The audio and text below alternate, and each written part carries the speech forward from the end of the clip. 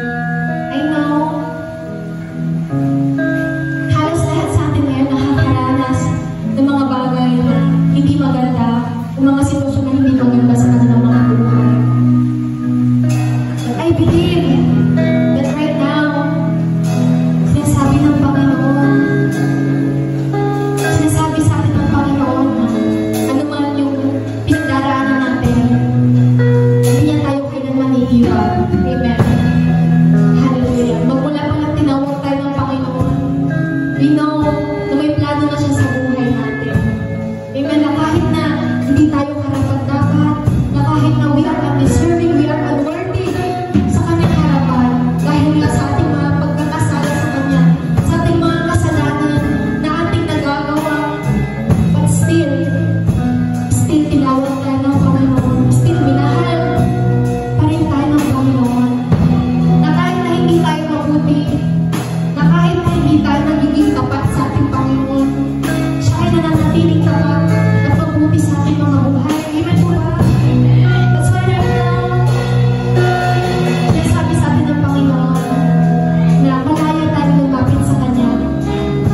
Dahil tunay nga ng kapahingahan na hinahanap natin ay tanging sa Kanya lang natin makikita. Amen. Hallelujah. We praise you, Lord. Yes, God. We acknowledge your presence right now. Hallelujah. Yes,